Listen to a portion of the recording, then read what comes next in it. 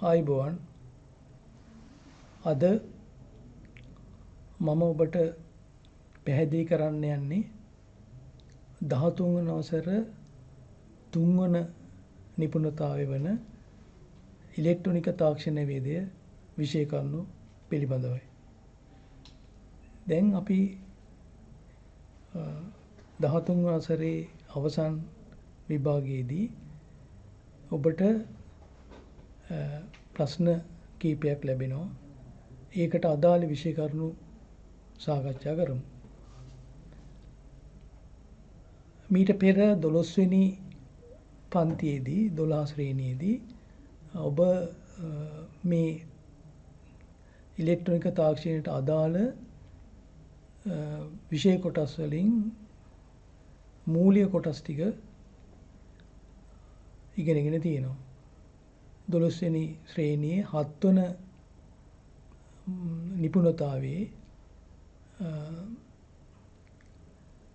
ප්‍රතිරෝධක, ධාරිත්‍රක සහ ප්‍රේරක පිළිබඳව යම් විෂය කොටස් කීපයක් අධ්‍යයනය කරලා ඇති.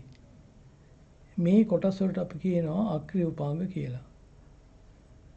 ඉලෙක්ට්‍රොනික භාණ්ඩයක් ගත්තොත් ඒ ඉලෙක්ට්‍රොනික භාණ්ඩයේ විවිධ පරිපථ තියෙනවා. ඒ පරිපථ දිහා බැලුවොත් එහෙම ඒ පරිපථය තුළ කම්පෝනන්ට් වර්ග ගොඩාක් තියෙනවා. ඒ උපාංග වර්ග වලින් ප්‍රධාන වශයෙන් තියෙන්නේ සක්‍රිය උපාංග. නමුත් අපි 12 වෙනි ශ්‍රේණියේ ඉගෙන ගත්තේ අක්‍රීය උපාංග පිළිබඳව.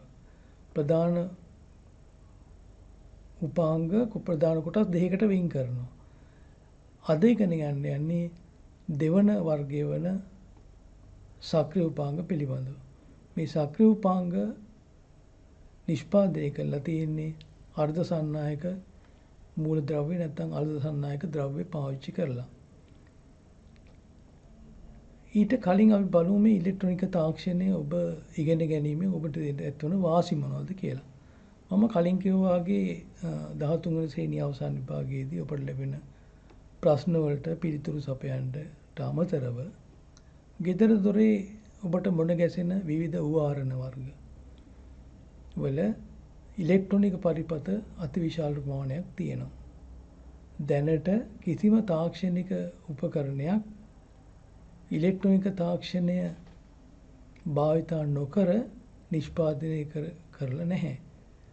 දැන් අපි බලමු උදාහරණයක් විදියට ගෙදර තියෙන රෙදි සෝදන යන්ත්‍රය. මේ රෙදි සෝදන යන්ත්‍රයේ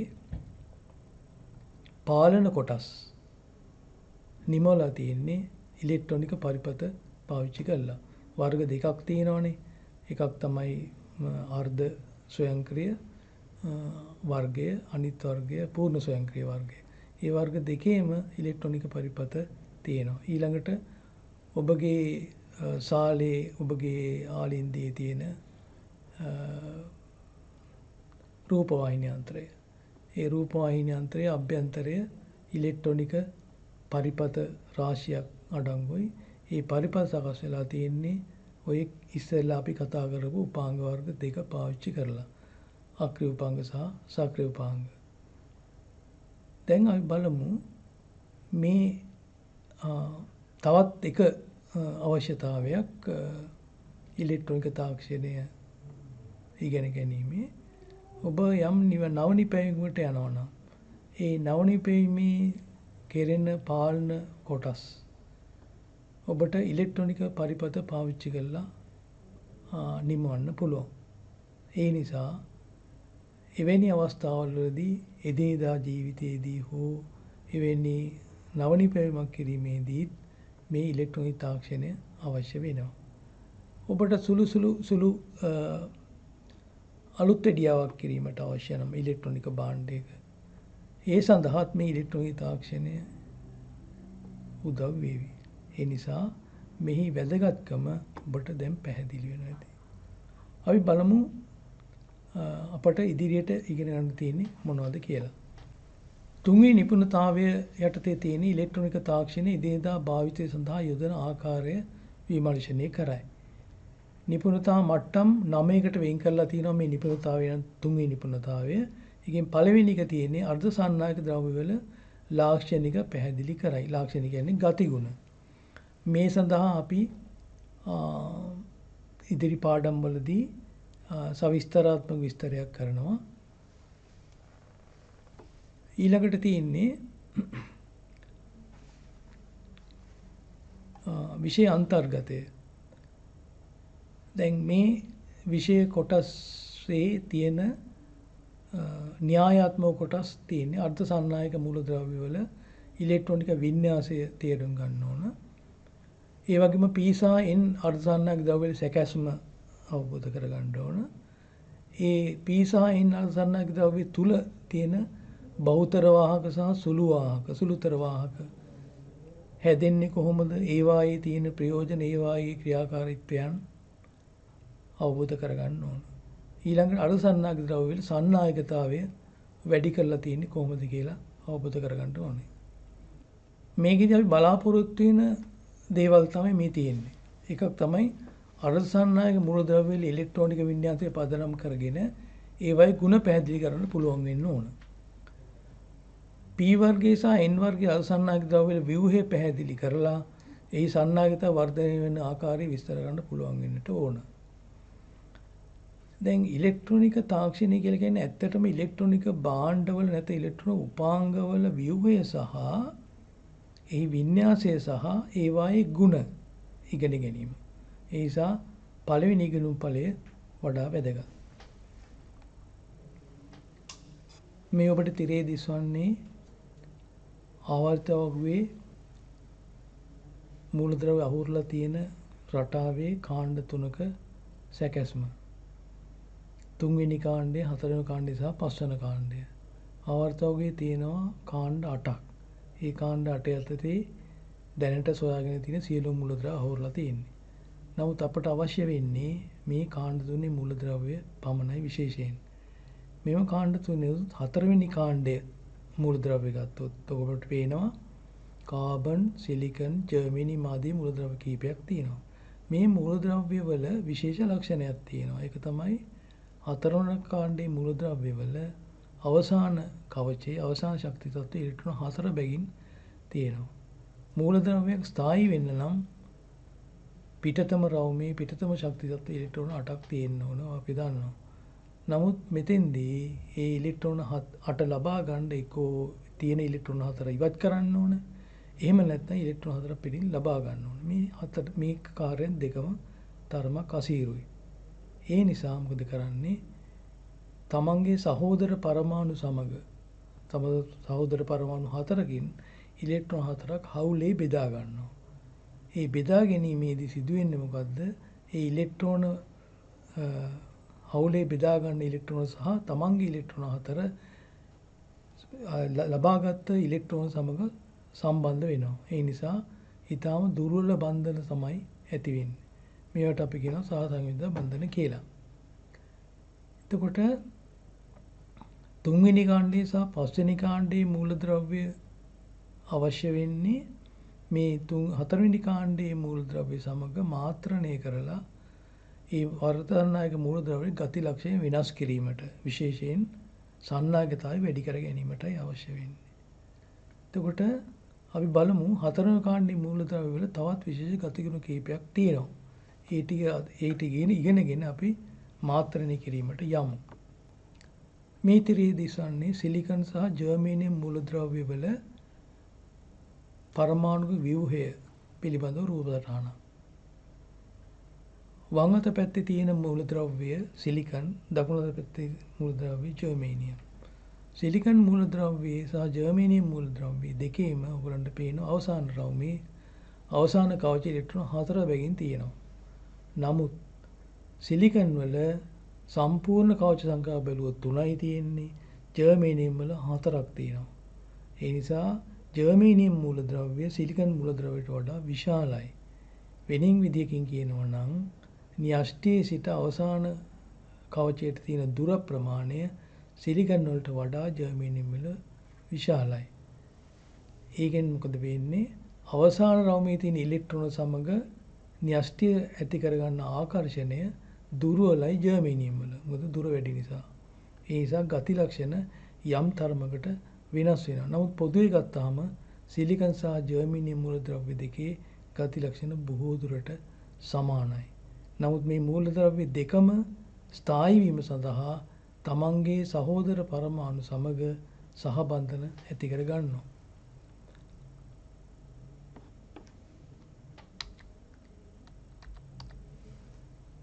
මේ තියෙන්නේ සිලිකන් පරමාණු සහ සංයුක්ත බන්ධන ඇති වෙලා තියෙන ආකාරය. මෙතන පෙන්නලා තියෙනවා සිලිකන් පරමාණු 9ක්.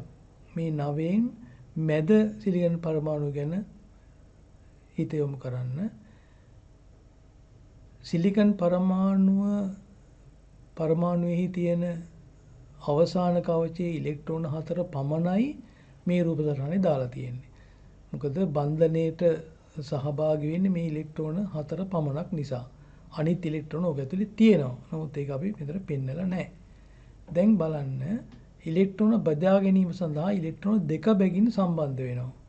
එතකොට දකුණු අත පැත්තේ තියෙන සිලිකන් පරමාණු සමග පරමාණුවේ තියෙන ඉලෙක්ට්‍රෝනයක් සමග මැද තියෙන පරමාණුවේ ඉලෙක්ට්‍රෝනය බන්ධනයක් ඇති කර ගන්නවා. ඒ වගේම උඩ තියෙන සිලිකන් පරමාණුවේ තියෙන ඉලෙක්ට්‍රෝනයක් සමග මැද තියෙන පරමාණු සම්බන්ධයක් ඇති කර ගන්නවා. මෙසේ හතර වටේ තියෙන මූලද්‍රව්‍ය වල පරමාණු වල සමග සම්බන්ධතාවයක් ඇති කර ගන්නවා. මේවට අපි කියනවා සංයුතා ඉලෙක්ට්‍රෝන කියලා සහබන්ධන ඇති කර ගන්න ඉලෙක්ට්‍රෝන වලට. ඊළඟට අපි බලමු මේ පිළිබඳව තවත් ලාක්ෂණයක්. මේ පින්තූරය ඔයගොල්ලන්ට පේනවා වම් අත පැත්තේ ඉහළ මූලද්‍රව්‍ය ඉහළ පරමාණු තුල එක ඉලෙක්ට්‍රෝනයක් ඉවත් වෙලා තියෙනවා. දැන් මම කලින් ප්‍රකාශ කළා පැහැදිලි කළා මේ පරමාණු බොහොම දුර්වල බන්ධන සහිතයි. ඒ නිසා කුඩා වෝල්ටීයතාවයක් හෝ උෂ්ණත්වයේ වැඩිවීමක් මගින් ඉලෙක්ට්‍රෝනයක් ඕන වෙලාවක ඉවත් කරගන්න පුළුවන්. නමුත් මේ ඉලෙක්ට්‍රෝනය මේ විදිහට ඉවත් වෙලා තියෙන්නේ නැහැ. වෙනත් පරමාණුවකින් තව ඉලෙක්ට්‍රෝනයක් ඇවිල්ලා උතන පිරෙනවා. මේකට අපි කියනවා ගතික සමතුලිතතාවය කියලා. එතකොට මේ උෂ්ණත්වයේ වැඩිවීම නිසා සිදුවන ඉලෙක්ට්‍රෝන අහඹු චලනය නිසා තමයි මේ කාර්යය සිදු වෙන්නේ. එතකොට ඉලෙක්ට්‍රෝනයක් පිටවෙච්ච තැනක කුහරයක් ඉතුරු වෙනවා, ඉලෙක්ට්‍රෝනයක් අයින් වෙනවා. ආයේ ඒ කුහරය පිරෙන්න තව මූලද්‍රව්‍ය තව අපරමාණුකින් ඉලෙක්ට්‍රෝනයක් ලැබෙනවා. එතන කුහරයක් හැදෙනවා. කොහොම නමුත් මේ කුහර සංඛ්‍යාව මේ විදිහටම ගතික සමතුලිතතාවයක් පවත්වමින් තියාගෙන ඉන්නවා. මේ පරමාණු දැලිස මේකට අපි කියන පරමාණු දැලිසක් කියලා. මේ පරමාණු දැලිස තවදුරටත් රත් කළොත් එම කියන්නේ මේ සිලිකන් කොටස තවදුරටත් උෂ්ණත්වය වැඩි කළොත් මේකේ තවත් ඉලෙක්ට්‍රෝන පිට වෙන්න පුළුවන්. ඒ කියන්නේ තවත් කුහර ඇති වෙන්න පුළුවන්. ඒ නිසා උෂ්ණත්වය වැඩි වෙන්න අර පිට කළ හැකි ඉලෙක්ට්‍රෝන වැඩි වෙන නිසා මෙහි සන්නායකතාවයේ ක්‍රමයෙන් ටික වැඩි වෙනවා. නමුත් අපි සන්නායක විදිහට භාවිතා කරන වෙනත් මූලද්‍රව්‍ය වල තරම් උදාහරණයක් වශයෙන් ගත්තොත් තඹ, ඇලුමිනියම්, රිදී වගේ මූලද්‍රව්‍ය පරමාණු වලට තරම් නිදහස් ඉලෙක්ට්‍රෝන මේ පරමාණු වල නැහැ. ඒ නිසා මේවා ඊටාම දුර්වල සන්නායකතාවයක් දක්වන්නේ. නමුත් අපට උෂ්ණත්වය වැඩි කරලා මේකේ සන්නායකතාවය යම් මට්ටමකට වැඩි කරන්න පුළුවන්. ජර්මේනියම් පරමාණුවෙත් මේ වගේමයි සිදු වෙන්නේ. නමුත් ජර්මේනියම් පරමාණු විශේෂත්වය තමයි මම කලින් විස්තර කළා. එහි පරමාණුක අරය විශාල නිසා අවසාන කවචයේ තියෙන ඉලෙක්ට්‍රෝන සමග තියෙන ආකර්ෂණය අඩු නිසා උෂ්ණත්වය වැඩි වෙනකොට පිටවන ඉලෙක්ට්‍රෝන සංඛ්‍යාව වැඩි වෙනවා. අහඹු චලනය වැඩි වීම නිසා. සිලිකන් වල එච්චර උෂ්ණත්වය වැඩි වෙනකොට ඉලෙක්ට්‍රෝන මුක්ත වෙන්නේ නැහැ. ඒ නිසා සන්නායකතාවයේ බැලුවොත් පොඩි වෙනසක් තියෙනවා ওই මූලද්‍රව්‍ය දෙකේ. මේ ඔබට පේන්නේ ගැලියම් සහ ආසනික් කියන මූලද්‍රව්‍ය දෙකේ පරමාණු ව්‍යුහය. සංයුතා ඉලෙක්ට්‍රෝන 3ක් තියෙනවා ගැලියම් වල. කියන්නේ තුන්වෙනි කාණ්ඩයේ මූලද්‍රව්‍ය.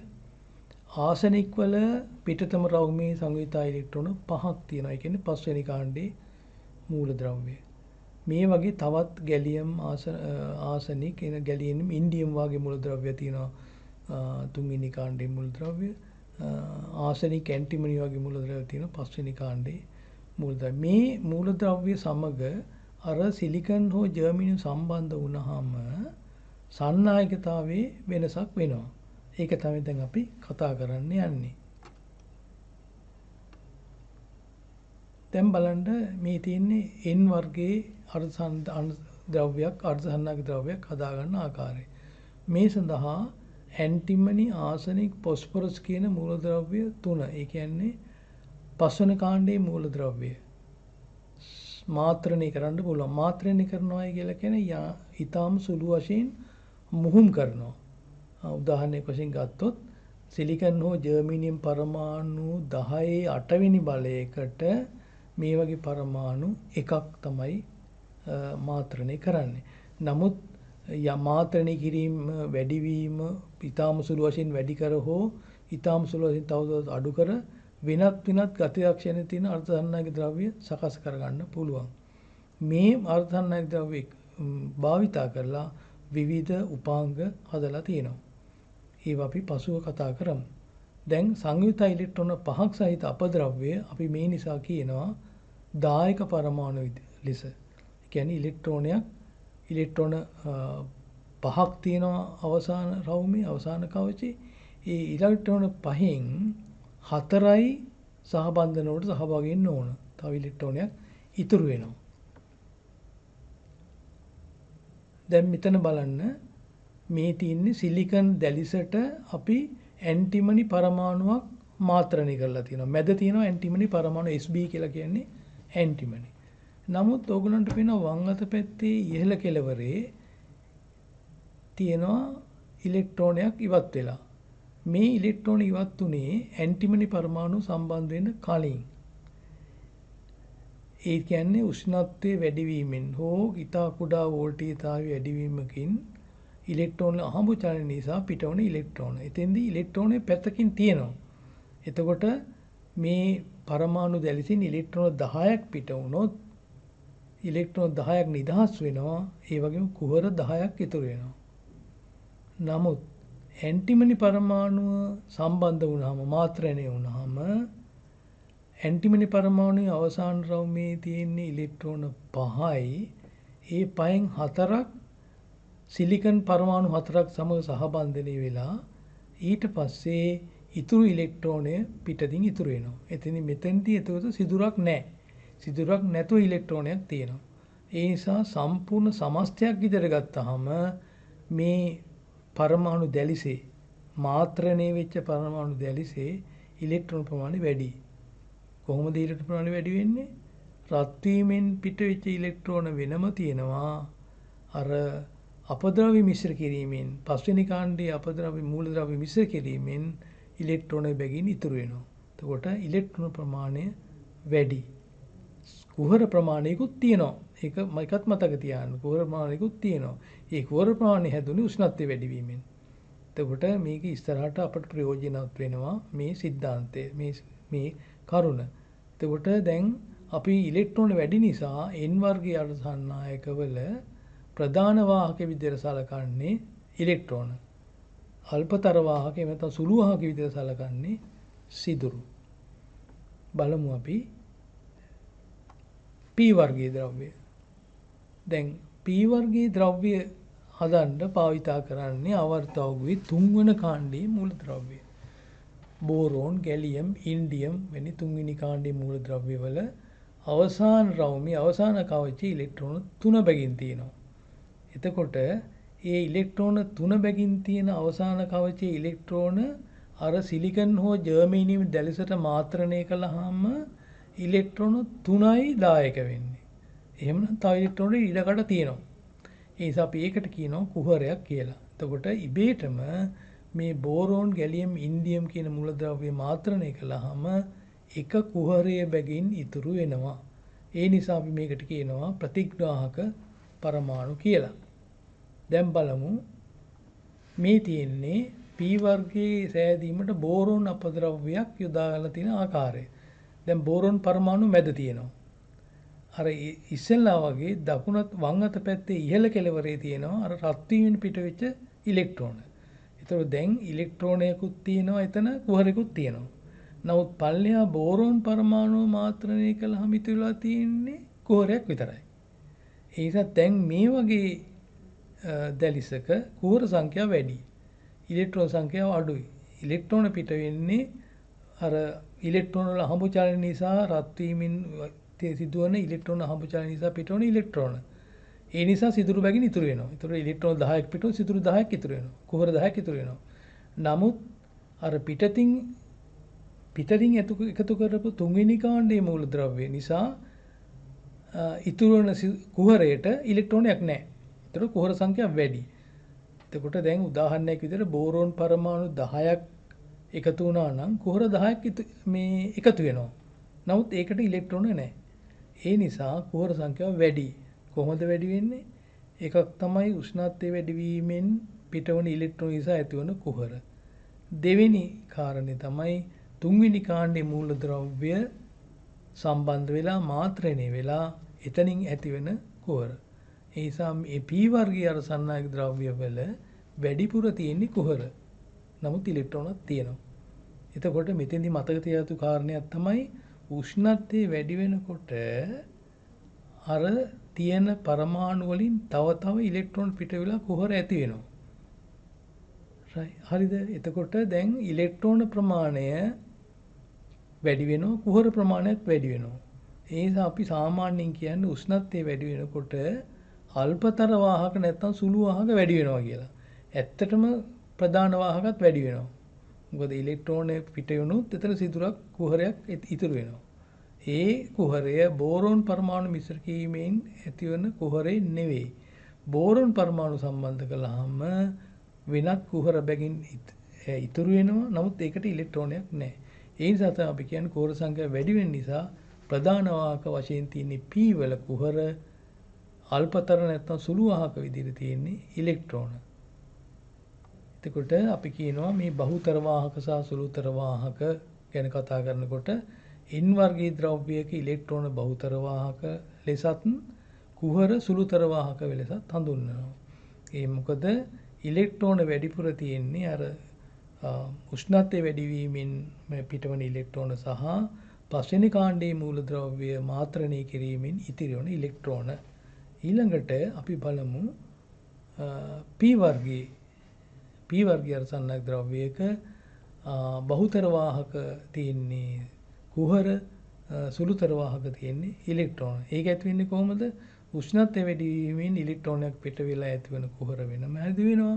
තුන්වෙනි කාණ්ඩයේ මූලද්‍රව්‍ය මාත්‍රණය කළා ඉතුරු වෙන කුහර තවත් එකතු වෙනවා.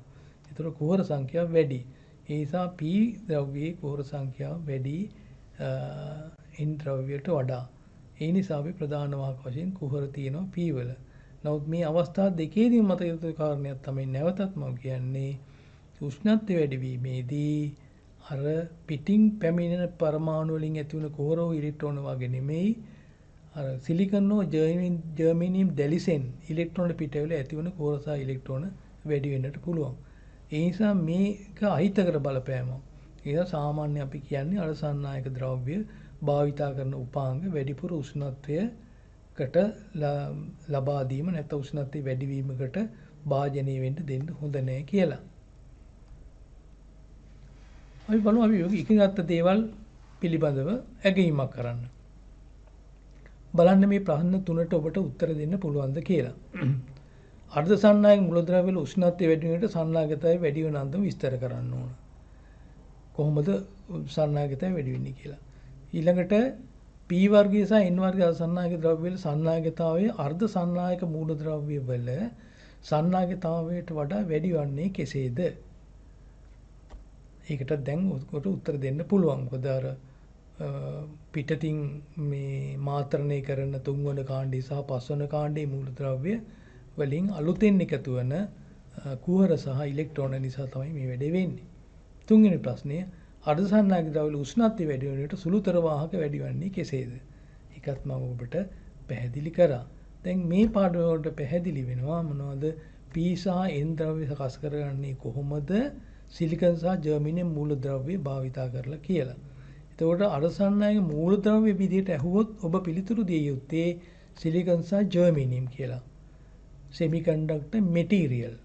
අරසන්නයික ද්‍රව්‍ය විදිහට ඇහුවොත් ඔබ උත්තර දෙන්න ඕන N සහ P කියලා. මේ දෙක මාරු කරගන්න එපා. මේ කොටස අපි ඉගෙන ගන්න යන්නේ P සහ N ද්‍රව්‍ය සම්බන්ධ කරලා සකස් කරගන්න ඉලෙක්ට්‍රොනික උපාංග පිළිබඳව. නිපුණතා මට්ටමේ 3 වශයෙන් තියෙන්නේ අවශ්‍යතාවය අනුව විවිධ වර්ගයේ PN සංදි යොදා ගනී කියන එක. මේවට අපි ආයිති වෙනවා ඩයෝඩ, ට්‍රාන්සිස්ටර්, SCR වැනි විවිධාකාරයේ ඉලෙක්ට්‍රොනික උපාංග. විෂය අන්තර්ගතයේ විදිහට තියෙන්නේ මේ කොටසේදී ඔබට ඉගෙන ගන්න හම්බ වෙනවා PN සංදික පරිපූර්ණ ලාක්ෂණික මොනවද? ඍජුකාරක ඩයෝඩ සහ එහි භාවිතයන්, සෙනෙර් ඩයෝඩ සහ එහි භාවිතයන්, ලක්ෂීය සම්බන්ධතා ඩයෝඩ සහ එහි භාවිතයන්, ආලෝක විමෝචක ඩයෝඩ කියන කොටස් 4. අපි ඩයෝඩ වර්ග විශාල ප්‍රමාණයක් තිබුණාට 13 වෙනි පන්තියට යොදලා තියෙන්නේ 13 වෙනි පන්තියේ විෂය නිර්දේශය යොදලා තියෙන්නේ මේ ඩයෝඩ 4 වර්ගයේ පමණයි. වැඩිපුරම අපට භාවිතයට ගැන්වෙන්නේ මේ ඩයෝඩ වර්ග 4 නිසා. ඊට පස්සේ මේ ඒකකේ නැත්නම් මේ නිපුණතාවයේ අවසානයේ ඔබගෙන් බලාපොරොත්තු වෙනවා මෙන්න මේ කොටස්. පළවෙනි එක මොකද්ද? PN සංදික පරිපූර්ණ ලාක්ෂණික සහ ප්‍රායෝගික ලක්ෂණ වක්‍ර අඳින්න පුළුවන් වෙන්නට ඕන. දෙවෙනි එක ඍජුකාරක ඩයෝඩ, සෙනර් ඩයෝඩ, LED සහ ලක්ෂීය සම්බන්ධ ඩයෝඩ වල පෙර නැඹුරු සහ පසු නැඹුරු ලාක්ෂණික වක්‍ර අඳින්න පුළුවන් වෙන්න ඕන. ඊළඟට ඍජුකාරක ඩයෝඩ, සෙනර් ඩයෝඩ, LED සහ ලක්ෂීය සම්බන්ධ ඩයෝඩ වල ක්‍රියාකාරීත්වය සහ එහි භාවිතයන්. ඒ කියන්නේ ඒක යොදාගන්නේ මොන අවස්ථාවලද කියන එක පැහැදිලි කරන්න පුළුවන් වෙන්න ඕන. ඒක තමයි අපි බලාපොරොත්තු වෙන්නේ මේ පාඩම අවසානයේදී ඔබෙන්. මේ දිස්වන්නේ PN සංදියක් නැත්නම් P ද්‍රව්‍ය සහ N ද්‍රව්‍ය එකට සම්බන්ධ කරපු අවස්ථාව. අපි ඉස්සෙල්ලා පාඩමේදී ඉගෙන ගත්තා P සහ N ද්‍රව්‍ය සකස් කරන්නේ කොහොමද කියලා. ඒ වගේම මතක තියාගන්න P වල ප්‍රධාන වාහක වශයෙන් කුහර තියෙනවා, සුළු වාහක වශයෙන් තියෙනවා ඉලෙක්ට්‍රෝන, N ද්‍රව්‍යයේ ප්‍රධාන වාහක වශයෙන් තියෙනවා ඉලෙක්ට්‍රෝන, සුළු වාහක වශයෙන් තියෙනවා කුහර. එතකොට මේ කොටස් දෙක එකතු කළාම මොකද වෙන්නේ කියලා බලමු. මේ පින්තූරේ පේනවා මැද ඉරක් තියෙනවා. ඒ ඉර දෙපස ඉරෙන් දෙපස තියෙන P සහ N ද්‍රව්‍ය දෙක. ඒ සම්බන්ධ වුණාම සිද්ධ වෙන දේ ඔයගොල්ලන්ට පේනවා. මොකද්ද? දැන් P වර්ගයේ අර්ධසන්නායක කොටසට සිදුරු වැඩි. ඒ කියන්නේ ඉලෙක්ට්‍රෝන ලබා ගැනීමේ හැකියාව තියෙනවා. ඒ වගේම N වර්ගයේ අර්ධසන්නායකවල ඉලෙක්ට්‍රෝන වැඩි. ඒ නැත්නම් ඉලෙක්ට්‍රෝන ලබා දීමේ හැකියාවක් තියෙනවා. එහෙමනම් දැන් මොකද වෙන්නේ? මේ P සහ N කියන ද්‍රව්‍ය දෙක සම්බන්ධ කළාම N වල තියෙන ඉලෙක්ට්‍රෝන සමහරක් P වලට ගලාගෙන යනවා. P වලට ගලාගෙන ගිහිල්ලා අර කුහර තුලට වැටෙනවා. ඒ නිසා තමයි මේ පින්තූරේ ඔයගලන්ට ඇදලා තියෙන්නේ P වර්ගයේ ද්‍රව්‍ය පැත්තේ, ඒ කියන්නේ වම් අත පැත්තේ අර සම්බන්ධ කරපු රේඛාවට වමින් තියෙන ඉලෙක්ට්‍රෝන. අර N වලින් ගිය නැත්නම් N වලින් ගමන් කරන ලද ඉලෙක්ට්‍රෝන. ඒ වගේම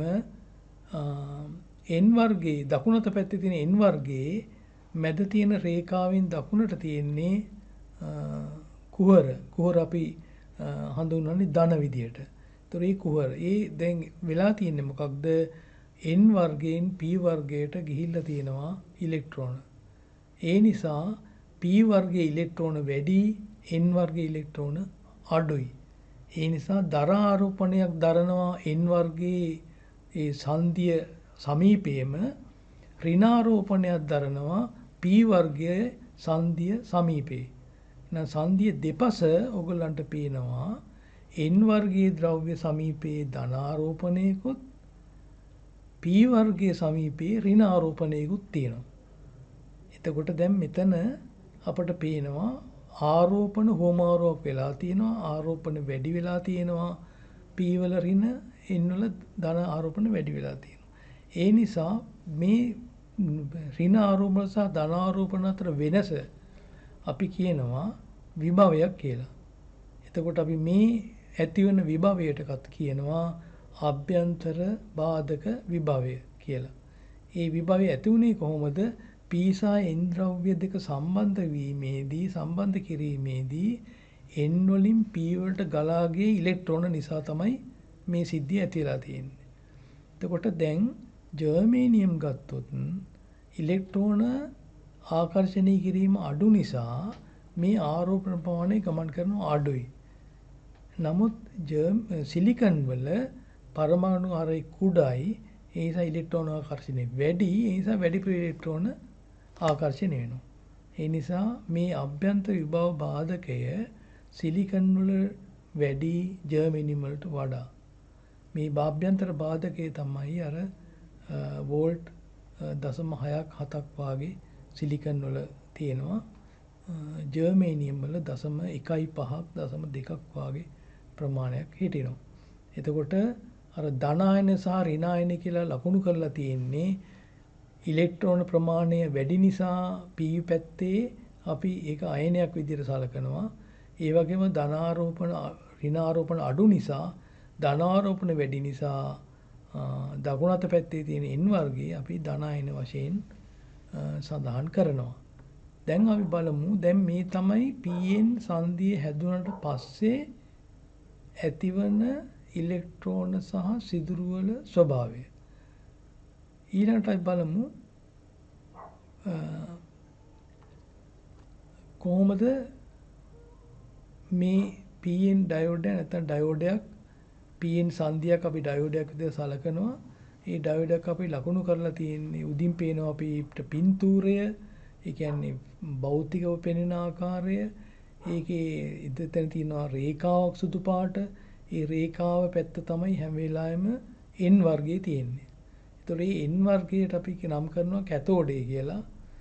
P වර්ගයට අපි නම් කරනවා ඇනෝඩේ කියලා. ඒතකොට කැතෝඩේ හැම වෙලාවෙම ලකුණකින් සඳහන් කරලා තියෙනවා. ඒකයි ඉරක් දාලා තියෙන්නේ. නෑ එහෙම නැත්නම් වෙනත් ක්‍රමයකට හෝ මේ N පැත්ත සලකුණු කරලා තියෙනවා. සංකේතයක් තියෙනවා ඊට පහළින්. ඒ සංකේතයෙන් ත්‍රිකෝණයකුයි ඉරකුයි. ඒ ඉර තමයි කැතෝඩය. ත්‍රිකෝණයේ පැත්ත තමයි ඇනෝඩේ පැත්තට. එතකොට අපි ඉස්සෙල්ලා සම්බන්ධ කරපු ආකාරයට ඉලෙක්ට්‍රෝන පිහිටීම යටින්ම පින්තූරේ පේනවා. දැන් බලමු මේ Pn සංදියට පිටතින් වෝල්ටීයතාවයක් යෙදුවොත් මොකද වෙන්නේ කියලා. ඔයගලන්ට පේනවා මේ පින්තූරේ අර ඉස්සෙල්ලා කතා කරපු Pn ජංක්ෂන් එකට සංදියට බැටරියක් සම්බන්ධ කරලා තියෙනවා පිටින්. සම්බන්ධ කරලා තියෙන්නේ කොහොමද? P වර්ගයට ධනාග්‍රයත් N වර්ගයට ඍණාග්‍රයත් ලැබෙන විදිහට. අපි දන්නවා බැටරියක ධනාග්‍රයෙන් පිට වෙනවා ධනාරෝපණ. ඒ වගේම ඍණාග්‍රයෙන් පිට වෙනවා ඍණාරෝපණ. එහෙම නැත්නම් ඍණ විභවය සහ ධන විභවයක් තියෙනවා. දැන් ඍණ පැත්තෙන් පිටවන ඉලෙක්ට්‍රෝන සම්බන්ධ වෙලා තියෙන N වර්ගයට. දැන් N වර්ගයේ අසන්නායකවල අපි ඉස්සෙල්ලා ඉගෙන ගත්තා ප්‍රධාන වාහක තියෙන ඉලෙක්ට්‍රෝන. එහෙමනම් ඒ ඉලෙක්ට්‍රෝන තියෙන පැත්තට තවත් ඉලෙක්ට්‍රෝන තල්ලුවක් ආවොත් නැත්නම් ඉලෙක්ට්‍රෝන පීඩනයක් ආවොත් ඒ ඉලෙක්ට්‍රෝන පැත්තකට තල්ලු වෙනවා. තල්ලු වෙන්න ඕන දැන් අර සංදිය දිශාවට. ඒ නිසා මොකද වෙන්නේ? අර උදාසීන වෙච්ච පරමාණු වලින් යම්කිසි ඉලෙක්ට්‍රෝන ප්‍රමාණයක් මුක්ත වෙනවා. මුක්ත වෙලා ධන ආරෝපණ ප්‍රමාණය අඩු වෙනවා. අනිත් පැත්ත බලමු. P වර්ගයේ අර්ධසන්නායක ද්‍රව්‍ය සම්බන්ධ වෙලා තියෙන්නේ කෝෂයේ ධන පැත්ත. එහෙමනම් ධන වෝල්ටීයතාවය නිසා කුහර විකර්ෂණය වෙනවා සංදිය පැත්තට. දැන් මොකද වෙන්නේ? මේ වෝල්ටීයතාවයක් යොදලා තියෙනවා. ඒ වෝල්ටීයතාවය නිසා ධන ආරෝපණ එහෙම නැත්නම් කුහර විකර්ෂණය වෙනවා වමේ සිට දකුණට. ඒ කියන්නේ සංදිය දෙසට. ඉලෙක්ට්‍රෝන නිසා N වර්ගයේ තියෙන ඉලෙක්ට්‍රෝනත් දකුණේ සිට වමට විකර්ෂණය වෙනවා. විකර්ෂණය වෙලා මොකද වෙන්නේ? ටික ටික මේවා උදාසීන වෙනවා. යම් අවස්ථාවකදී මේ උදාසීන වෙච්ච ඉලෙක්ට්‍රෝන මේ පරමාණු හරහා විදුලි ධාරාවක් ගමන් කරන්න පටන් ගන්නවා. ඒ නිසා අපි මේ වගේ අවස්ථාවක් කියනවා ඉදිරි නැඹුරු වීමක් කියලා. ඒ කියන්නේ අපි කෝෂයක් සම්බන්ධ කළාට මදි ඒ කෝෂයේ විසින් ඇති කරන්න ඕන අර අභ්‍යන්තර විභව බාධකයට වඩා වෝල්ටීයතාවයක් මේ PN සංදිය තුළින් ධාරාවක් ගලා යන්න. එතකොට P සහ N කියන ද්‍රව්‍ය දෙක සම්බන්ධ වුණාම එහි මැද තියෙන කොටසට අපි නමක් දෙනවා හායිත ප්‍රදේශය. එහෙම නැත්නම් අපි ඉංග්‍රීසියෙන් කියනවා ඩිප්ලෙෂන් ලේයර් එකක් කියලා.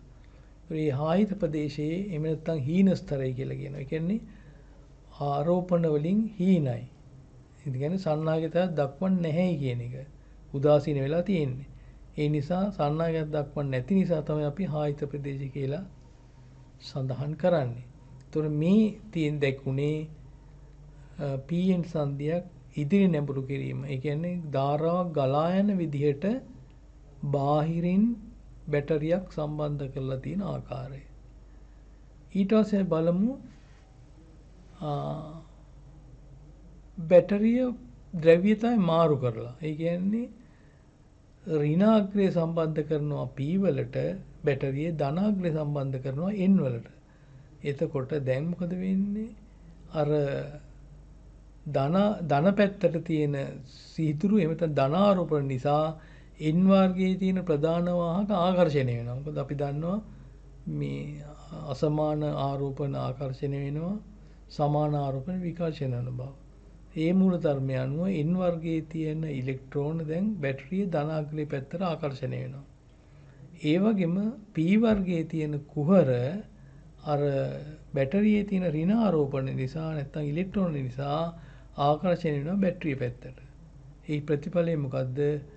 හායිත ප්‍රදේශයේ උදාසීන වූ ප්‍රදේශය තවත් විශාල වෙනවා. ඒ නිසා හායිත ප්‍රදේශය පුළුල් වූ ප්‍රදේශයක් වශයෙන් දිස් වෙනවා. මේ වගේ අවස්ථාවක ආරෝපණ ගමන් කරන්නේ නැහැ. නැත්නම් වාහක ගමන් කරන්නේ නැහැ. වාහක ගමන් කරන්න බෑ. මොකද මැද තියෙන්නේ උදාසීන වූ ප්‍රදේශයක්. ඒ නිසා අපි කියනවා මේ අවස්ථාව පසු නැඹුරු අවස්ථාව කියලා. ඒතර මේ සිද්ධාන්තයෙන් පේනවා PN සංදියක් භාවිතා කරලා අපට පුළුවන් එක පැත්තකට විතරක් විදුලි ධාරාව ගමන් කිරීමට සලස්වන්න. පෙර නැඹුරු අවස්ථාවේදී ධාරාව ගමන් කරනවා. ඒ කියන්නේ P වලට ධනාග්‍රයයි N වලට ඍණාග්‍රය, N පැත්තට ඍණාග්‍රය සම්බන්ධ P දිශාවට නැත්නම් P අර්ධසන්නාග ද්‍රව්‍යයට ඍණාග්‍රය සම්බන්ධ කළාම N වර්ගයට ධනාග්‍රය සම්බන්ධ කළාම ධාරාව ගලා යන්නේ නැහැ. ඒකට අපි කියනවා පසු නැඹුරු අවස්ථාව කියලා. එතකොට පෙර නැඹුරු අවස්ථාවත් පසු නැඹුරු අවස්ථාවත් පැහැදිලිව වටහා ගන්න ඕන කොහොමද අපි බැටරිය නැත්නම් මේ විදුලි සැපයීමක් සම්බන්ධ කරන්න කියලා එක්කෝ පසු නැඹුරු වන ආකාරයට එහෙම නැත්නම් පෙර නැඹුරු වන ආකාරයට. එතකොට එහෙමනම් මම කිව්වා දැන් එක පැත්තකට විතරයි විදුලි ධාරාව ගලා යන්නේ. එහෙමනම් වෝල්ටීයතාවය නිසා ගලා යන ධාරාව එක් දිශාවකට විතරක් ගලා යන බව පෙන්වන්න මේදී ප්‍රස්ථාරයක් පාවිච්චි කරන්න පුළුවන්. දැන් අපි දන්නවා බිඳුවේ තියෙනවා. බිඳුවේ ඉඳන් වම් පැත්තට වෝල්ටීයතාවය වැඩි වෙනකොට ධාරාව ගලා යනවා. නමුත් දකුණු අත පැත්තට ධාරාව යනකොට ගලා යන්නේ නැහැ. එතකොට පරිපූර්ණ ඩයෝඩ් එක ලාක්ෂණික වක්‍රය ඔය ආකාරයටයි අඳින්න ඕන. මොකද අපි පරිපූර්ණ ඩයෝඩ් එක නැත්නම් PN සංදියක ලාක්ෂණිකය අඳින්නේ කෙලින්ම සෛද්ධාන්තික කරුණු පදනම් කරගෙන. ඒ නිසා තමයි. ඊළඟට අපි බලමු සිලිකන් ඩයෝඩ් එකක් ගත්තා. මම කිව්වා සිලිකන් ඩයෝඩ් එක සිලිකන් PN සංදිය හදලා තියෙනවා නම් සිලිකන් වලින් හදලා තියෙනවා නම් අභ්‍යන්තර විභවාතයේ වෝල්ට් 0.7ක් වගේ වෙනවා. ඒ 0.7 ගියාට පස්සේ 0.7ට වඩා වැඩිුණාට පස්සේ තමයි ධාරාව ගලා යන්නේ. ඒකයි සිලිකන් පරමාණු පරිපූර්ණ ඩයෝඩ් එක ලාක්ෂණික වක්‍රය ওই විදිහට අඳින්නේ. 0.4 වෙනකන් ධාරාව ගලා යන්නේ. දශම 7 ඉක්මෙච්ච ගමන් ටක් ගාලා ධාරාව ගලා යනවා වැඩිපුර. right. ඒ නිසා අපිට පුළුවන් සිලිකන් ඩයෝඩයක් පරිපූර්ණ ලක්ෂණ අඳිනකොට සිලිකන් ඩයෝඩ් එකකට පෙර නැඹුරු වෝල්ටීයතාවය ඉක්මවා ගියාට පස්සේ විතරයි ධාරාව ගලා යන්නේ කියලා මෙතනින් පෙන්වන්න. දැන් බලමු අපි ඊළඟට ප්‍රායෝගික ලාක්ෂණික. ප්‍රායෝගික ලාක්ෂණවලදී ඕගොල්ලන්ට පේනවා මේ පින්තූරයේ හැටියට ඉදිරි අවස්ථාව සහ පසු අවස්ථාව දෙකම ඇඳලා තියෙනවා. ඉදිරි නැඹුරු අවස්ථාවේ 0.7 දී ධාරාව ගලාගෙන යනවා. ඉස්සෙල්ලා වගේ.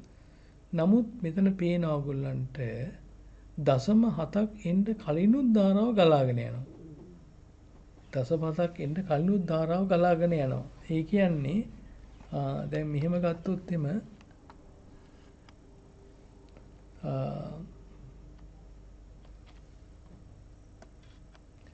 මෙන්න මෙතන මේ ධාරාව මෙන්න මේ හරියේදී ධාරාව ගලා යන්න පටන් ගන්නවානේ. නමුත් ලොකු ධාරාවක් ගලාගෙන යන්නේ නැහැ. නමුත් 0.6යි 5ක් 0.7ක් වගේ වෙනකොට තමයි ටිකක් වැඩිපුර ධාරාව ගලාගෙන යන්නේ. 0.7 0.7 වෙනකොට ධාරාව ගලාගෙන යනවා වැඩිපුර. මේ ධාරාව උඩට යනවා. උඩට ගලාගෙන යනවා. ඒ වගේම පසුනැඹුරු අවස්ථාවේදී ඒ කියන්නේ P පැත්තට බැටරියේ ඍණාග්‍රය සම්බන්ධ කළාම N පැත්තට බැටරියේ ධනාග්‍රය සම්බන්ධ කරාම ධාරාව ගලාගෙන යන්නේ නැහැ. නමුත් මෙන්න මෙතෙන්දී බැලුවොත් මේ මෙතෙන්දී බැලුවොත් ඔයගලන්ට පේනවා එකවරම පසුනැඹුරු අවස්ථාවේ ධාරාව ගලාගෙන යනවා. මේ වෙලාවේදී සිදු වෙන්නේ අර PN සංදියේ පරමාණුක ව්‍යුහය බිඳගෙන ධාරාව ගලා යන්න පටන් ගන්නවා. මේ වෝල්ටීයතාව හුඟක් අධික වෝල්ටීයතාවයක්. හුඟක් ඉහළ වෝල්ටීයතාවයක්. ඒ අධික වෝල්ටේජ් එක එක ඩයෝඩ් වල එක එක PN සංදි වල මේ බිඳ වැටුම් වෝල්ටීයතාව වෙනස්. මේ වෝල්ටීයතාවයට අපි නමක් දෙනවා බිඳ වැටුම් වෝල්ටීයතාවය කියලා. සෑම ඩයෝඩ් එකකම බිඳ වැටුම් වෝල්ටීයතාවය එක නෙවෙයි. එක මගයක් ගන්නෙ නැහැ. දැන් අපි උදාහරණයක් වශයෙන් ගත්තොත් 1N කියන ශ්‍රේණිය 1N කියලා කියන්නේ මේ ඩයෝඩ් නම් කරලා තියෙන නාමකරණ ශ්‍රේණියක්. ඒ ශ්‍රේණියේ නම් කරලා තියෙන පළවෙනි ඩයෝඩය 1N 4001 කියලා. දෙවෙනි එක 4002 ඔය විදිහට. දැන් 4001 දී එක කියන ඩයෝඩේ පසුනැඹුරු පසුබිඳුම් වෝල්ටීයතාවය වෝල්ට් 50ක් විතර වෙනවා. 4002 වෙනකොට පසුබිඳුම් වෝල්ටීයතාවය වෝල්ට් 100ක් විතර වෙනවා. ඒ විදිහට ටික ටික වැඩි වෙන ආකාරයට. එතකොට ඒ සඳහා අපි වැඩි විස්තර බලන්න නම් දත්ත කොලයක් දත්ත පත්‍රිකාවක් පරිශීලනය කරන්න ඕනේ. අපි ඩයෝඩ් එක මේ විදිහේ මේ ගති ලක්ෂණ තවදුරටත් අපි කතා කරනවා ඉදිරි පාඩමකදී. නමුත් මෙතෙන්දි දැනගන්න ඕන මොකද්ද ඉදිරි නැඹුරු අවස්ථාව සහ පසු නැඹුරු අවස්ථාවේදී කොහොමද ධාරාව ගමන් කිරීමේ රටාව කියලා. ඉදිරි නැඹුරු අවස්ථාවේදී 0.7 දී ධාරාව ගලන්න පටන් ගන්නවා සිලිකන් වල, ජර්මේනියම් වල ධාරාව ගමන් පටන් ගන්න 0.15. දැන් මේ ලාක්ෂණික වක්‍රයේම අපට පුළුවන් ජර්මේනියම් වල ලාක්ෂණික වක්‍රය අඳින්න මෙහෙම. කොහොම අඳින්න පුළුවන්? මේක 0.15යි. එතකොට ලෝයිදී ලාක්ෂණික වක්‍රයක් එනවා ජර්මේනියම් වල. ජර්මේනියම් වල අපි ලාක්ෂණික වක්‍රය ඇඳෙන්නේ නැත්නම් මේ දෙක එකට සඳහන් කරනකොට ටිකක් අපහසු වෙනවා තේරුම් ගන්න. ඒ නිසා නමුත් අපි ජර්මේනියම් වල ලාක්ෂණික වක්‍රය ඇඳොත් අපිට ලැබෙන්නේ ওই විදිහේ ලාක්ෂණික වක්‍රය 0.15න් තමයි ධාරාව ගලා යන්න පටන් ගන්නෙ. මේ තියෙන්නේ ඩයෝඩ් එක ලාක්ෂණික නැත්නම් ඩයෝඩ් ගතිගුණ මල්ටිමීටරකින් පරීක්ෂා කරන්න පුළුවන් විදියක්. දැන් මල්ටිමීටරය අපි කියන්නේ ප්‍රතිසම මල්ටිමීටරයක් අරගෙන එය ප්‍රතිරෝධයේ මැනීම සඳහා යොමු කළොත් ඒ ප්‍රතිරෝධයේ මැනීම යොමු කරපු අවස්ථාවේදී පොදු අග්‍රේ නැත්නම් කළු පාට ඒෂණියෙන් ලැබෙන්නේ ධන වෝල්ටීයතාවයක්. රතු පාට ඒෂණියෙන් ලැබෙන්නේ ඍණ වෝල්ටීයතාවයක්. එතකොට ඒකට හේතුව තමයි මල්ටිමීටරය තුල තියෙන බැටරිය සම්බන්ධ වෙන ආකාරය. මල්ටිමීටර තුල සම්බන්ධ බැටරිය සම්බන්ධ විය යුත්තේ දර්ශකයේ නියම දිශාවට භ්‍රමණය වන ආකාරයට. එතකොට ඔයගොල්ලෝ 12යි පන්තියේදී මල්ටිමීටරය පිළිබඳව පැහැදිලි විග්‍රහයක යෙදෙන්නේ නැති. ඒ අවස්ථාවේදී මේ අභ්‍යන්තර පරිපථ පිළිබඳව ඉගෙනගෙන ඇති. මේ ගති ලක්ෂණය මල්ටිමීටරයේ තියෙන ගති ලක්ෂණ අපිට පාවිච්චි කරන්න පුළුවන් අර්ධ සන්නායක පරීක්ෂා කිරීම සඳහා. දැන් බලන්න දකුණු අත පැත්තේ තියෙන චිත්‍රය. දකුණු අත පැත්තේ චිත්‍රයේ තියෙන්නේ කොමන් පැත්තට නැත්නම් කළු පාට ඒෂණියට ඇනෝඩය සම්බන්ධ කරලා. ඍණ පැත්ත නැත්නම් රතු ඒෂණියට කැතෝඩය සම්බන්ධ කරලා තියෙන්නේ. එතකොට දැන් ඇනෝඩයට ධන වෝල්ටීයතාවයකුත් කැතෝඩයට ඍණ වෝල්ටීයතාවයකුත් ලැබිලා තියෙනවා. ඒ නිසා මේ ඩයෝඩේ පෙරනැඹුරුලා තියෙන්නේ. පෙරනැඹුරුනම ධාරාව ගලා යනවා. ධාරාව ගලා යාම කොට ප්‍රතිරෝධය අඩු වෙනවා. ඒ නිසා දර්ශකය ප්‍රතිරෝධ අඩු පැත්තට ගිහිල්ලා තියෙනවා. බිඳුවට ඇවිල්ලා තියෙනවා. වම් පැත්තේ පින්තූරේ බලන්න. වම් පැත්තේ පින්තූරේ කළු පාට ඒෂණිය කොමන් නැත්නම් පොදු අග්‍රය දීලා තියෙන්නේ සම්බන්ධ කරලා තියෙන්නේ කැතෝඩ් එකට. රතු පාට ඒෂණිය නැත්නම් වෝල්ට් ඇම්පියර් මනින ඒෂණිය සම්බන්ධ කරලා තියෙන්නේ ඇනෝඩ් එකට. එහෙමනම් ධන වෝල්ටීය සම්බන්ධ තියෙන්නේ කැතෝඩ් එකට, ඍණ වෝල්ටීයතාව සම්බන්ධ වෙලා තියෙන්නේ ඇනෝඩ් එකට. ඒ නිසා ඩයෝඩ් පසු නැඹුරුයි. පසු නැඹුරු අවස්ථාවේදී ධාරාව ගලන්නේ නැති නිසා ප්‍රතිරෝධය අනන්තයි. ඒ නිසා ප්‍රතිරෝධය අනන්ත පැත්තට නැත්නම් සම්පූර්ණ වම් අත පැත්තට ගමන් කරලා තියෙන දර්ශකය. දැන් මෙතෙන්දි පැහැදිලි කරගත යුතු කාරණයක් තියෙනවා. මේ පින්තූරේ හැටියට පෙරනැඹුරු අවස්ථාවේදී ඩයෝඩය හරහා ධාරාව ගලා යනවා. ඒ කියන්නේ ප්‍රතිරෝධය බිඳුවට මෙනවා කියලා තමයි දක්වලා තියෙන්නේ. නමුත් ඒක ප්‍රායෝගිකව එහෙම නෙමෙයි. යම් කිසි ප්‍රතිරෝධයක් තියෙනවා. අඩු ප්‍රතිරෝධයක් තමයි. නමුත් යම් කිසි ප්‍රතිරෝධයක් තියෙනවා පෙරනැඹුරු වුණත් ඩයෝඩයක් හරහා. ඒ නිසා ඇත්තටම ඔය දර්ශකය ගමන් කරන්න ඕන බිඳුවටම නෙමෙයි. ඊට වඩා චූට්ටක් වැඩි වෙන්න ඕන. ඊට පොඩි ප්‍රමාණයක් වැඩි වෙන්න ඕන. ඒ නිසා ඒකත් මතක තියාගන්න. ඩයෝඩයක් පෙරනැඹුරු නාම ප්‍රතිරෝධයේ බිඳුවක්ම වෙන්නේ නැහැ. ඊට වඩා ටිකක් වැඩි. නමුත් අපට පුළුවන් මේ ඩයෝඩයේ ගතිගුණ මල්ටිමීටරයකින් පරීක්ෂා කරන්න.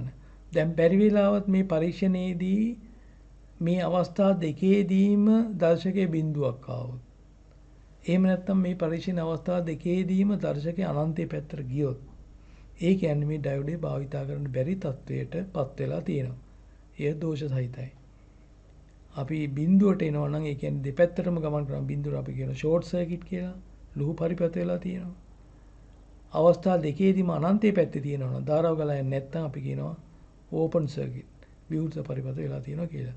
මේ අවස්ථා දෙකේදීම අපට මේ ඩයෝඩය භාවිත කරන්න බෑ.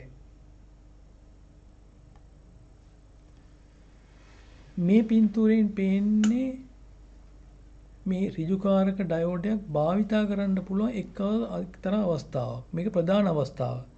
මොකද්ද? ප්‍රත්‍යාවර්ත වෝල්ටීයතාව සරල ධාරා වෝල්ටීයතාව බවට පත් කරන්න. මෙහි පේනවා වම් අත පැත්තේ තියෙනවා ට්‍රාන්ස්ෆෝමරයක්, පරිණාමකයක්.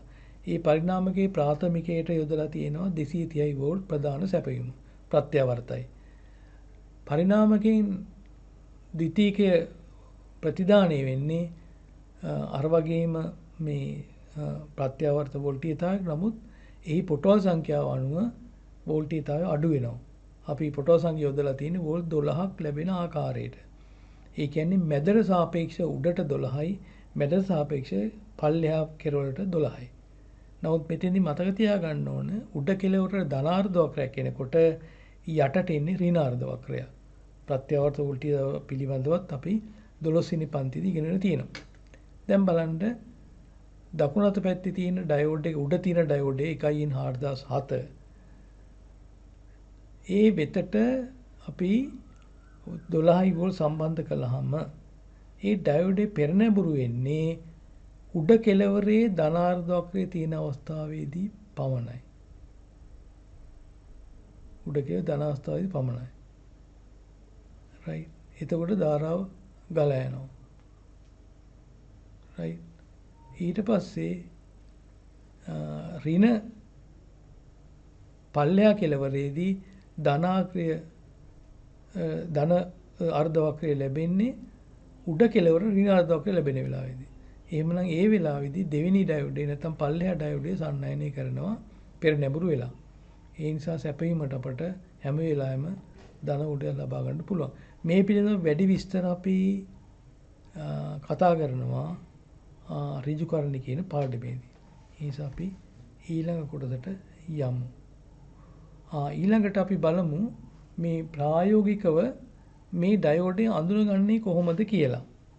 දැන් මේ පේන පින්තූරේ ඕගොල්ලන්ට පේනවා විවිධ වර්ගයේ ඍජුකාරක ඩයෝඩ 6ක්. මේ 6න් බලන්න වම් පැත්තේ තියෙන ඍජුකාරක ඩයෝඩය කුඩා, වම් පැත්තේ දෙකක් තියෙනවා. මේ ඍජුකාරක ඩයෝඩ දෙකම කුඩායි. මේ කුඩා වීමේ තේරුම තමයි නැත්නම් මේ කුඩා ඩයෝඩය භාවිත කරන්නේ අඩු ධාරාවක් සපයා ගැනීම සඳහා. මේ ඩයෝඩ තුලින් විශාල ධාරාවක් ගන්න බෑ. මේ ඩයෝඩ පිළිබඳව දත්ත සටහන් වල සඳහන් වෙලා තියෙනවා ඒ ඩයෝඩයෙන් ලබා ගන්න පුළුවන් උපරිම ධාරා ප්‍රමාණය කොච්චරද කියලා. ඊළඟට මැද තියෙන ඩයෝඩ හතරම රතු පාට එකක් පේනවා. ඊළඟට තව කළු පාට ඩයෝඩ් දෙකක් පේනවා. ඊළඟට වම් දකුණු පැත්තේ තියෙන කෙරෝලෙම තියෙන ඩයෝඩ් එක බැලුවොත් මේ විශාල ඩයෝඩ් එකක්. ඒ ඩයෝඩයෙන් අති විශාල ධාරාවක් ලබා ගන්න පුළුවන්. එතකොට මැද තියෙන ඩයෝඩ් තුනෙන් සාමාන්‍ය ධාරාවක් ගන්න පුළුවන්. ඇත්තටම මේ ඩයෝඩ් වල වැගීම අනුව මේ රේටින්ග්ස් අනුව අර වම් පැත්තේ තියෙන ඩයෝඩ් දෙකෙන් මිලි ඇම්පියර් 500ක් විතර ගන්න පුළුවන්. මැද තියෙන ඩයෝඩ තුනෙන් මිලි ඇම්පියර් 5 සිට 10 දක්වා විතර ගන්න පුළුවන්. කෙළවරේ තියෙන ඩයෝඩ් එකකින් අපට පුළුවන් ඇම්පියර් 15ක් 20ක් විතර ලබා ගන්න. ඒ නිසා ධාරාව අනුව ඩයෝඩ් එක තුලින් ඩයෝඩ් එකේ ප්‍රමාණය වැඩි වෙනවා. ඒ වගේම මතක තියාගන්න මේ ඩයෝඩ් එක ප්‍රමාණය වැඩි වුණායි කියලා අභ්‍යන්තර විභව බාධකේ වෙනස් වෙන්නේ නැහැ. ඔය 6ම සිලිකන්. ඒ නිසා ඔය 6ේම අභ්‍යන්තර විභව බාධකය 0.7ක් පමණ වෙනවා. ඒකත් මතක තියාගන්න. ඊළඟට අපි බලමු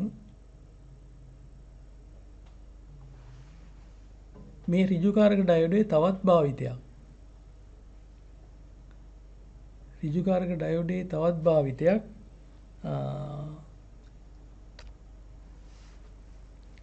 සරල ධාරා වෝල්ටීයතාවයෙහි ද්‍රව්‍යතාවය මාරු වීම නිසා සිදුවිය හැකි අනතුරු වළක්වීම. මේ ඩයෝඩය පාවිච්චි කරන්න පුළුවන් යම් කිසි උපකරණයකට සපයන ද්‍රව්‍යතාවය කියන්නේ ධන ඍණ වෝල්ටීයතාවයන් මාරු වුණොත් එම භාණ්ඩයට සිදුවන හානි ඉවත් කරන්න. දැන් බලන්න පල්ලෙහා තියෙන මේ පින්තූරේ ගුවන් විදුලි යන්ත්‍රයකට රේඩියෝ කියලා සඳහන් කරන ගුවන් විදුලි යන්ත්‍රය ගුවන් විදුලි යන්ත්‍රයට වෝල්ට් 12කින් සැපීම ලබා දීලා තියෙනවා. එය ඩයෝඩයක් හරහා තමයි ලබා දීලා තියෙන්නේ. ඍජුකාරක ඩයෝඩයක් හරහා. ඒ ඍජුකාරක ඩයෝඩයේ ඇනෝඩයට සම්බන්ධ කරලා තියෙන්නේ වෝල්ට් 12 බැටරියේ ධනාග්‍රය. එහෙමනම් මේ ඩයෝඩේ පෙර නැඹුරුයි. එහෙමනම් ධාරාව ගලාගෙන යනවා. එහෙමනම් කිසිම ප්‍රශ්නයක් නැහැ. ඒ ගුවන් විදුලියට අවශ්‍ය කරන ද්‍රව්‍යතාවය දැන් ලැබිලා තියෙනවා. දකුණත පැත්තේ තියෙන පින්තූරය බලන්න. එහි බැටරි වයර් මාරු වෙලා නැත්නම් ඩයෝඩේ ඇනෝඩයට සම්බන්ධ වෙලා තියෙන බැටරියේ ඍණාග්‍රය. ඒ නිසා මේ ඩයෝඩ් එක පසු නැඹුරු වෙලයි තියෙන්නේ. ඒ නිසා ඩයෝඩේ නොතිබුණා නම් මොකද වෙන්නේ? ගුවන් විදුලි යන්ත්‍රයට ධන සම්බන්ධ කළ යුතු අග්‍රයට ඍණ සම්බන්ධ වෙනවා. ඍණ සම්බන්ධ යුතු අග්‍රයට ධන සම්බන්ධ වෙනවා. ඒ නිසා ගුවන් විදුලි යන්ත්‍රය ක්‍රියා විරහිත වෙන්නට පුළුවන්. ඒ නිසා ඒක වළක්වන්න පුළුවන් අපිට මේ ඩයෝඩ් එක මේ ආකාරයට පාවිච්චි කරලා. ඒ නිසා ඩයෝඩයක් භාවිතා කිරීමෙන් අපට ආරක්ෂක පිළිවෙලක් ඇති කරගන්න පුළුවන්. නමුත් මෙතන මතක තියාගන්න කාරණයක් තියෙනවා. මම හැම වෙලාවෙම කියනවා ඩයෝඩයක් පෙරනැඹුරු වෙන්න යම් වෝල්ටේජයක් අවශ්‍යයි. කියන්නේ 0.7ක් පමණ.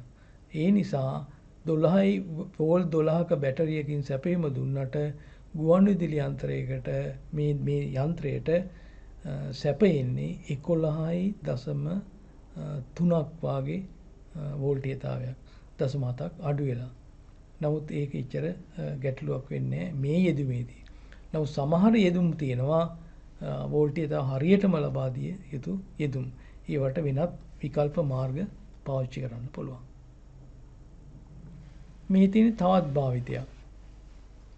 මේකෙදි කරලා තියෙන්නේ මොකද්ද? වම් අත පැත්තේ ප්‍රත්‍යවර්ත වෝල්ටේජතාවය සම්බන්ධ කරලා තියෙනවා ඩයෝඩයක් හරහා විදුලි පාහනයකට සෝල්ඩරින් අයන්. විදුලි පාහනයකට. දැන් උඩ තියෙන ස්විච් එකක්. ඒ ස්විච් එක දැන් විවෘත වෙලයි තියෙන්නේ. විවෘත වෙලා නම් ඩයෝඩ් එක හරහා තමයි ධාරාව ගලන්නේ. ඩයෝඩ් එක හරහා ගලා යන්න ඉඩ දෙන්නේ එක් අර්ධ වක්‍රයක් විතරයි. ධන අර්ධ වක්‍රය විතරයි මේ විදිහට තිබ්බොත්. ධන අර්ධ වක්‍රය විතරක් යනවා නම් ඒ කියන්නේ සෝල්ඩරින් අයන් එකට ලැබෙන ජව ප්‍රමාණය අඩුයි. ඒ නිසා මේ සෝල්ඩරින් අයන් එක වැඩි කලක් පාවිච්චි කරන්න පුළුවන්. නමුත් මෙහෙම තියන්න ඕන මේ සෝල්ඩරින් අයන් එක භාවිතා නොකරන අවස්ථාවල. දැන් අපි යම් කිසි පරිපථයක් පාසන්න පටන් ගත්තාම වැඩිපුරම වෙලාවක් තියෙන්නේ සෝල්ඩරින් අයන් එක තියෙන්නේ නැත්නම් මේ විදුලි පාහනේ තියෙන්නේ මේසෙ උඩ. විදුලි පාහන්න පාවිච්චි කරන්නේ බොහොම අඩු වෙලාවක්. ඒ නිසා අපි මොකද කරන්න ඕන? සාමාන්‍ය වෙලාවේදී මේක ඩයෝඩ් එක හරහා විදුලිය ගමන් කරන්න සලස්සලා පාසන වෙලාවට විතරක් අතින් ස්විච් එක ඔබලා සම්පූර්ණ ජවයම විදුලි පාහනයට ලැබීමට සලස්සන්න පුළුවන්. මේ විදිහට කරාම මේ සෝල්ඩරින් අයන් එක නැත්තම් මේ විදුලි පාහනය විශාල කාල සීමාවක් භාවිතා කරන්න පුළුවන්. දකුණත පැත්තේ තියෙන පරිපථයේ තියෙන්නේ ඒත් ওই පරිපථයමයි. නමුත් අපි සම්බන්ධ කරලා තියෙන විදුලි පහනකට. මේ විදුලි පහනට ලැබෙන්නේ ධනාර්ධ වක්‍රය විතරයි.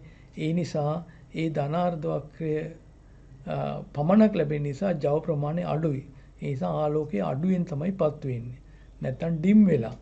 ඒ නිසා අපිට මේ ඩයෝඩේ පාවිච්චි කරන්න පුළුවන් ආලෝක පාලකයක් සඳහා ලයිට් ඩිමර් එකක් විදිහට පාවිච්චි කරන්න පුළුවන්. මේ වගේ අපට ඕන තරම් උදාහරණ දෙන්න පුළුවන් මේ ඩයෝඩයේ භාවිතයන් සඳහා. තමන්ගේ ඉදිරියදා ජීවිතයේදී මේවා භාවිත කිරීමෙන් ඔබට යම් වාසිදායක තත්ත්වයුත් ඒ වගේම උපාංග ආරක්ෂා කර ගැනීමේ හැකියාව ලැබෙනවා.